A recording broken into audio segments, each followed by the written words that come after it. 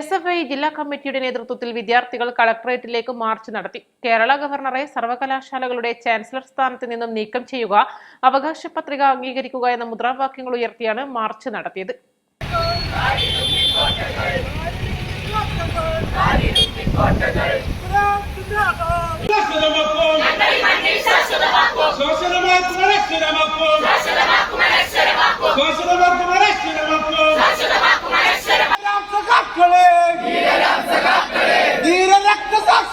നൂറുകണക്കിന് വിദ്യാർത്ഥികൾ അണിനിരന്ന മാർച്ച് കേന്ദ്ര എക്സിക്യൂട്ടീവ് അംഗം പി താജുദ്ദീൻ ഉദ്ഘാടനം ചെയ്തു.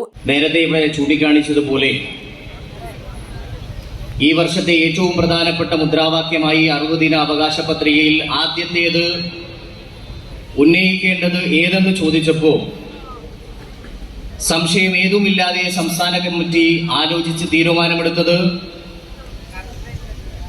കേരളത്തിലെ സർവകലാശാലകളിലെ ചാൻസലർ പദവിയിൽ നിന്ന് ഗവർണറെ മാറ്റണം എന്നുള്ളത് തന്നെയായി. ഒരുപക്ഷെ കേരളത്തിലെ നിയമസഭ തന്നെ പാസാക്കിയ ബില്ലിന് പുറത്താണ് ഭരണഘടനാപരമായ പദവി നിർവഹിക്കുന്നതിന് വേണ്ടി ഗവർണറെ ചുമതലപ്പെടുത്തുമ്പോൾ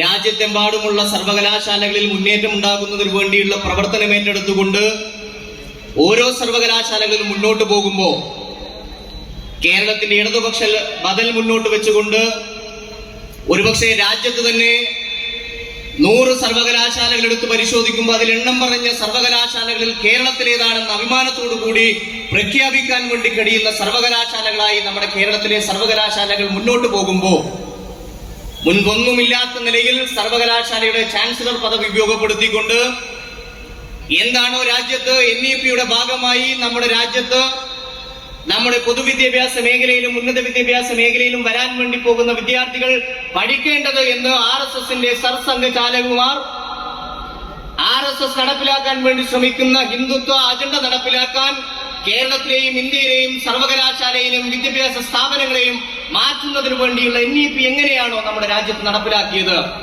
അതിന്റെ തുടർച്ചയിൽ ഒരുപക്ഷെ കേരളത്തെ അപ്രാപ്യമായ കേരളത്തിന്റെ നവോത്ഥാന ചരിത്രത്തിലും പിന്നീട് അങ്ങോട്ട് മാറി മാറി വന്ന ഇടതുപക്ഷ ഗവൺമെന്റ് നടപ്പിലാക്കിയ വിദ്യാഭ്യാസ യജ്ഞത്തിന്റെ ഭാഗമായി പടിപടിയായി മുന്നോട്ട് വന്ന പൊതുവിദ്യാഭ്യാസ മേഖലയും ഉന്നത വിദ്യാഭ്യാസ മേഖലയും ശിഥിലമാക്കുന്നതിന് വേണ്ടി കേരളത്തിലെ വിദ്യാഭ്യാസ മേഖലയിൽ പഠിച്ചുകൊണ്ടിരിക്കുന്ന വിദ്യാർത്ഥികളെ ഒരു ശാസ്ത്രബോധവുമില്ലാത്ത ഒരു യുക്തിചിന്തയും ഉയർത്തിപ്പിടിക്കാതെ എന്താണോ RSS ഈ രാജ്യത്ത് നടപ്പിലാക്കാൻ വേണ്ടി ശ്രമിക്കുന്നത് അത് അതേപടി നമ്മുടെ വിദ്യാഭ്യാസ മേഖലയിൽ നടപ്പിലാക്കാൻ വേണ്ടി ശ്രമിക്കുന്ന നയമായിരുന്നു ദേശീയ വിദ്യാഭ്യാസ നയം. ജില്ലാ പ്രസിഡന്റ് കെ മുഹമ്മദ് അലി ശിഹാബ് അധ്യക്ഷനായി.